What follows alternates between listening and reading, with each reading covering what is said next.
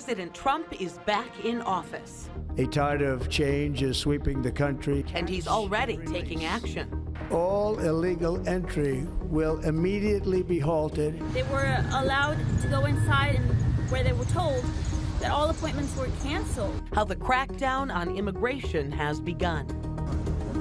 Que tenga compasión. This is CBS News Bay Area with Elizabeth Cook. I'm Ann Makovec, and President Trump has returned to power, and he's already making good on some key campaign promises. He just signed an executive order to withdraw from the Paris Climate Agreement. He's also expected to take action on gender identity and one of his trademark issues, the southern border.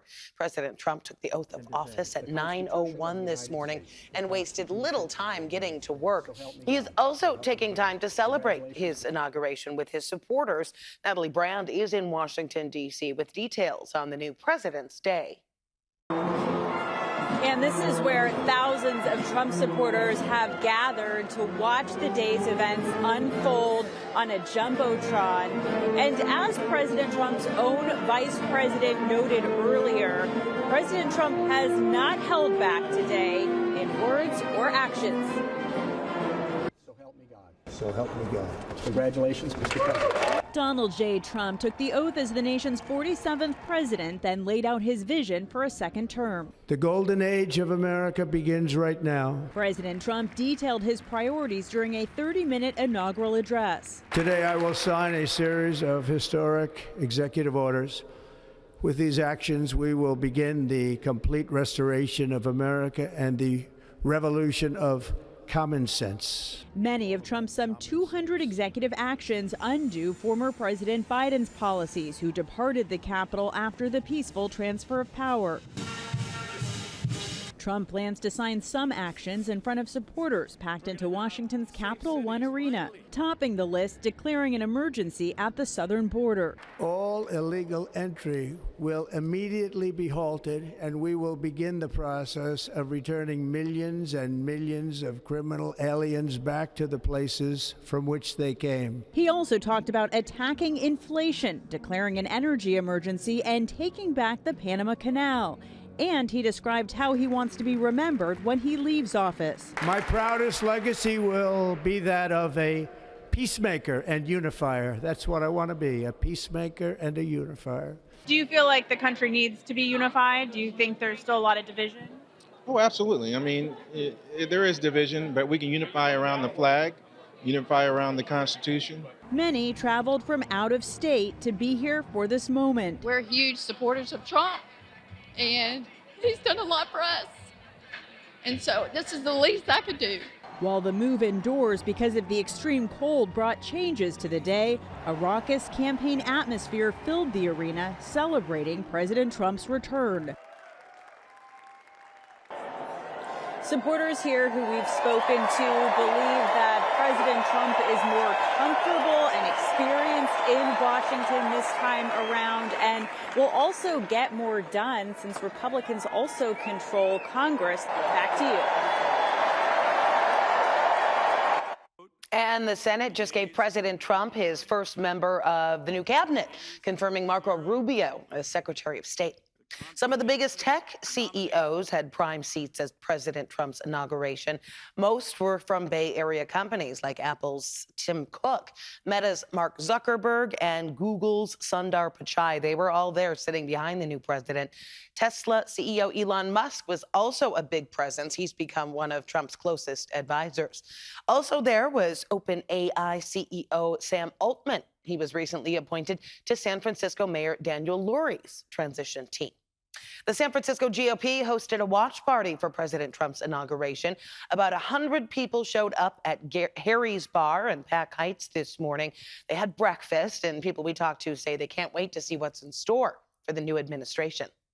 We're just excited to live in this era of somebody who believes in a dynamic United States, a dynamic economy and culture. I think overall it's a message of hope and unity for across the country. It's a message of we can return to our roots, we can celebrate entrepreneurs, celebrate the people that make our country great. People also gathered at Manny's in the Mission to watch Trump's inauguration. The mood from the crowd was more quiet. One attendee told us there's a feeling of uncertainty amongst Democrats with the incoming administration. They are worried, and they look like they are lost, that they don't know what to do. And I do have a lot of people that are in the same situation, because they still don't get it. It's a reality, and it's coming for 4 years. All right, coming up at 5, we're going to have reaction from local leaders on today's presidential inauguration. Before former President Biden left D.C., he thanked his team and supporters at Joint Base Andrews. He said he might be leaving office, but he is not leaving the fight. I only hope to look back in these years. I hope you look back on them. The same pride I have of all you've done. It's been the honor of my life to serve as your president. And I tell you what, the greater honor is being able to serve with all of you. Now, the Bidens will be spending time in Southern California for a while with family. President Trump overcame impeachments, criminal indictments, and a pair of assassination attempts to regain the White House. This afternoon, we're asking how Americans feel about his return to power. CBS News Director of Elections and Surveys, Anthony Salvanto, has the results of a new CBS News poll. Ahead of Donald Trump's inaugural, the CBS News poll finds there is majority optimism in the country about the next 4 years with Donald Trump as president. Now, put this in historical context, this 60%. CBS News poll has been tracking presidents for many, and look at how Trump compares a little more favorably than the last time he was inaugurated in 2017. A little more optimism there. But overall, you see that optimism for presidents, while still positive, isn't as high as it used to be before our hyper-partisan era. The other thing is, what underpins that optimism? So much of it is about the economy. Take a look at this. People rate the economy now as majority bad, but they expect the economy in 2025 to be majority good. And those economic expectations are a big part of why Donald Trump won in the first place. So maybe not a surprise there. Specifically, look at how a big majority of Trump's voters and a lot of Americans overall expect his policies to get grocery prices to go down. And then overall, people, especially Donald Trump's voters, feeling like his policies will make them better off. So all about the economy there. And President Trump is already taking action to try to crack down on immigration. Coming up, his immediate plans for the southern border and how a Bay Area city is trying to push back.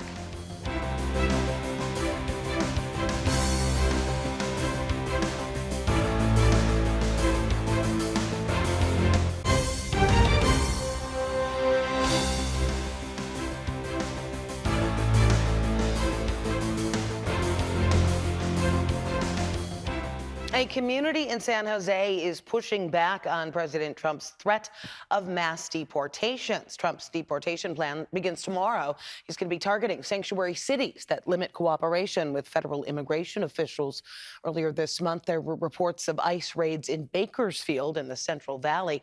And meantime, leaders in Santa Clara County are promising to support immigrant families regardless of legal status. They took to the podium ensuring resources are available and promising to keep up the fight. We stand ready to take further actions as necessary to protect our residents from federal overreach and abuse. And San Jose's undersheriff says the department will not be cooperating with federal deportation efforts unless it is a criminal matter. President Trump is signing dozens of executive orders on day one. He says his top priority is to declare a national emergency at the southern border.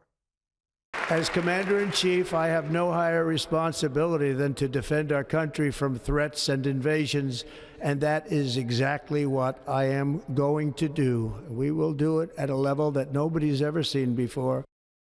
During his inauguration speech, the president promised to halt illegal entry into the U.S. He says he plans to send troops to the southern border to stop what he calls a, quote, disastrous invasion of the country. The plan for mass deportations is also still in effect. The president plans to reinstate the Remain in Mexico policy that requires people seeking asylum in the U.S. to stay in Mexico while their applications are pending. And the president says he plans to designate drug cartels as foreign terrorist organizations. Also, the Trump administration has ended CPB-1. That is an app that had allowed migrants to legally enter the U.S.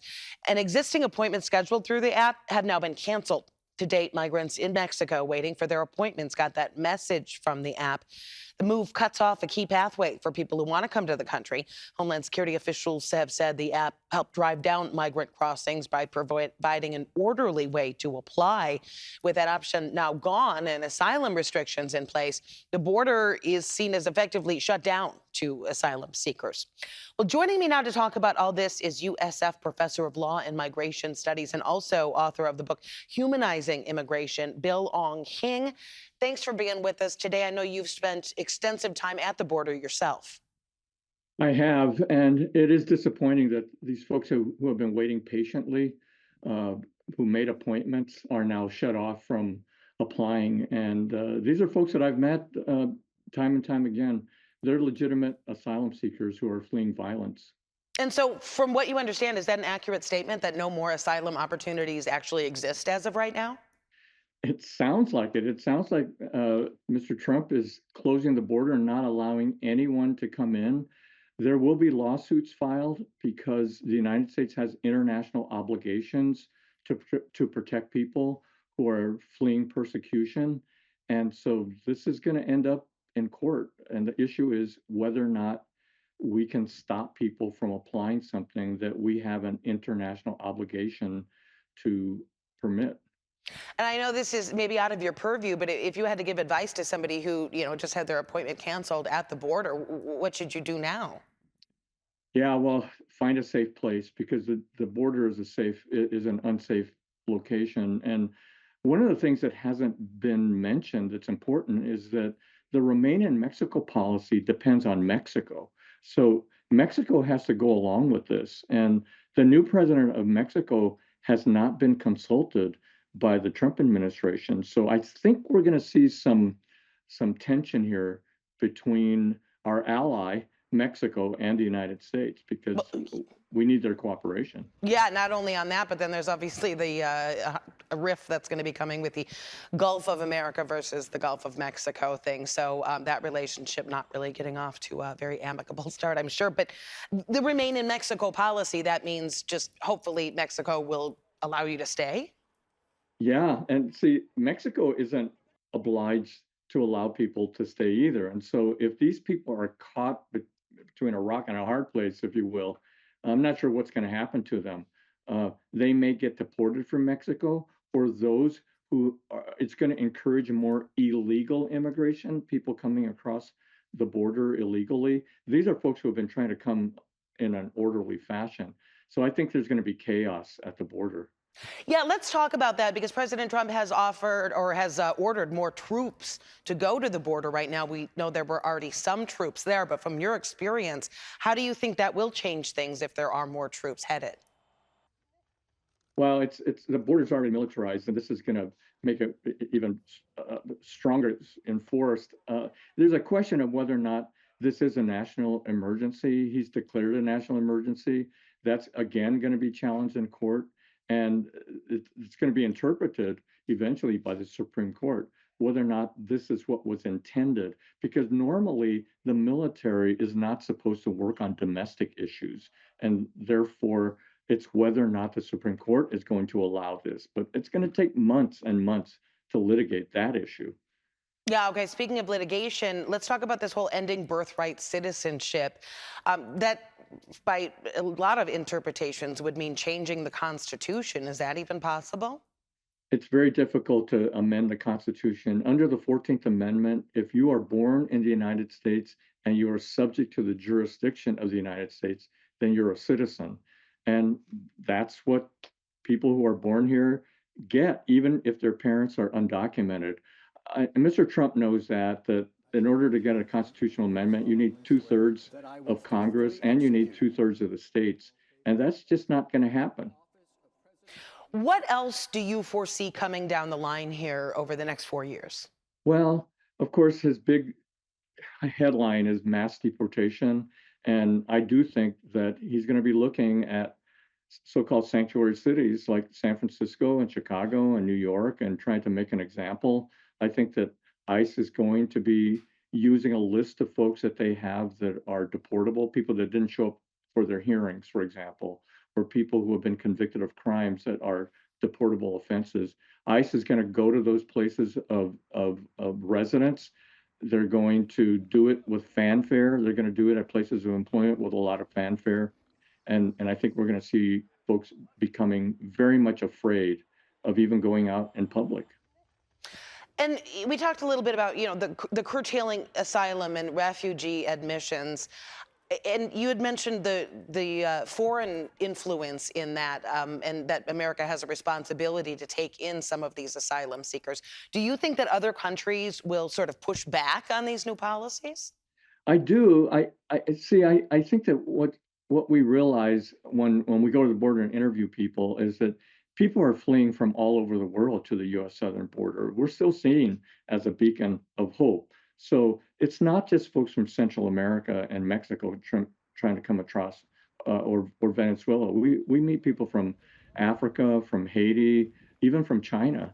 And I think that, listen, all nations have a responsibility to help refugees, including the United States. And other countries like Canada are doing pretty good. And there are some parts of Europe, although there's a division in Europe as well, that are helpful. And so I think that the solution to this is important countries coming together and solving the world refugee crisis in partnership and in collaboration.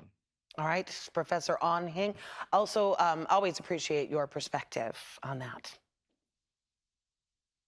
Today we're going to celebrate MLK. Today we're going to celebrate MLK. Trump's inauguration, of course, falling on Martin Luther King Jr. Day, and today Caltrain continued a tradition with its MLK celebration train. It took riders from San Jose to San Francisco, followed by a march to honor Dr. King. I come here every year, and I come here to keep the dream going, his legacy. Yes, we honor and commemorate Dr. King, but recognize that the torch is in our hands, and we got to keep it moving forward. Martin Luther King Jr. Day is celebrated on the third Monday of January every year. New San Francisco Mayor Daniel Lurie was also at today's event. And the Alameda County Food Bank also honoring Martin Luther King Jr. with its annual day of service. Hundreds of volunteers bagged canned food and fresh produce to give to people who need it. The food bank is describing it as the largest volunteer day ever in its 40-year history. Thanks for watching. You can always get all the latest headlines and weather over on PIX+. And remember to like and click the button on the bottom left of your screen to subscribe for the biggest Bay Area news.